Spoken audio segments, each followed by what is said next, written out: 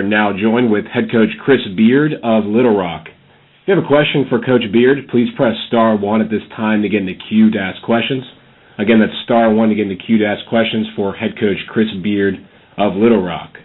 The Trojans are coming off of a 68-62 win at UT Arlington last week, and also a 77-74 win at Texas State last week. And the Trojans now prepare to host Georgia Southern and Georgia State this upcoming weekend. Coach, before we get to questions, please give us your thoughts on the season so far and the expectations as we head down the stretch run. Well, our team has a lot of respect for everybody in the Sun Belt Conference, and I think the league is very good this year. It's obviously my first year coaching in it personally, but I've always had a great amount of respect of this league and the coaches and players. It's a great basketball league. I think that anybody can beat anybody on any given night, and that's been proven early in the conference race. Our team's looking forward to the challenges and the opportunities over the next few weeks. Thank you, Coach Beard. As a reminder to our members of the media, please press star 1 at this time to get in the queue to ask questions for head coach Chris Beard of Little Rock. Our first questions come from Adam Hunsaker with the Monroe News-Star. Adam, please go ahead. Hey, Coach. How you doing? What's up, Adam? Hey, you mentioned for this being your first year in the league and everything. With this being your first year to be a part of everything, have you? What are your thoughts on just how things are playing out right now? A lot of, like you mentioned, the parity and the way everybody's just kind of grouped together right now. With obviously you guys being at the top. Yeah, starting back this summer, of course we got the job in the spring and we were busy recruiting and kind of getting our team in order. But this summer we had an opportunity as a staff to sit back and watch a bunch of games on video. We watched every team in the league play several times, and kind of our overall opinion was, number one was there was a lot of really good players in the league. It didn't surprise me at all that there have been 2 NBA draft choices the last 2 years.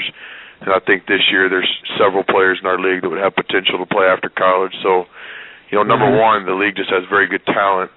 And then number two, maybe even more important, the coaching in this league is very quality. A lot of teams playing different styles, but it's a very well-coached league, and every game is very, very challenging. For it to be your first year in the league and you all be sitting in the catbird seat up top looking down, kind of what's your thoughts on the success you've had and how can you sustain that and try to go into March? Well, to me it's just real early. I think it's too early to even look at standings and records and stuff like that. I think the conference race always starts when everybody turns the corner halfway into the race, but with that being said, I do think our players deserve a lot of credit. We've got some guys that came together and wanted to try to compete this first year, and it starts with our returning players. 7 players that have played here in the past have all been very unselfish and have really bought into what we're doing. And then our new players have done a good job adapting and producing in Division I basketball quickly. So I think if anything, if there is a story here in Little Rock during this early part of the season, it would be our players. I think they deserve the credit for any success we've had this far. All right, Coach, appreciate it. Thank you, Adam. Coach, just a follow-up question for you about your defense. Obviously one of the top defensive teams in the country by the numbers. What's really, from your perspective, been the key to the success on the defensive end for your team this year? Well, again, our players have bought in. A lot of these guys are being asked to play defense different than they have in the past, different styles, different, accountability and stuff like that, and they've really embraced it. We tried to explain to them that the identity of our teams in the past had been defense, and that's how we were going to be able to compete. But until they got out there and really started doing it, it was an unknown. But our guys have really embraced the idea of being a defensive team. We want to be a team, that's tough to score against. We don't want to give up a bunch of easy shots. But another thing that goes hand in hand with that is our offense. I think both things are related. It's hard to be a great defensive team if you play loose offense, and it's hard to be very good offensively if you don't defend. So I think obviously our defense is the identity of our program, but I think the way we play offensive basketball, gives us a chance to defend like we want to.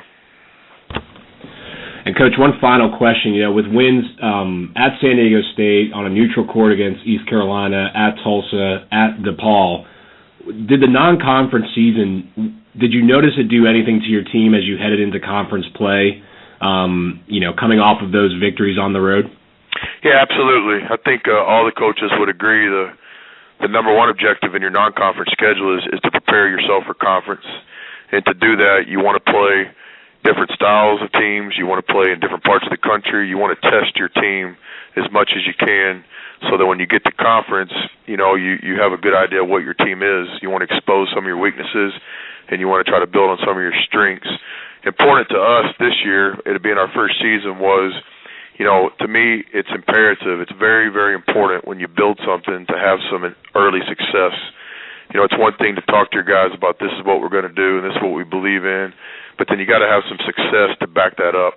And that's why some of these non-conference wins for us were so important. Our guys, they were bought in, they were believing what we were saying, but until we beat a San Diego State on the road, we really didn't have any evidence that what we were preaching worked. So I think whenever you build something, whether it be a new team or a new program or whatever, early success is very, very important so that your players, see some validity in what you're trying to get done. All right, Coach, that's all the questions we have for you today. We appreciate your time. Thank you very much.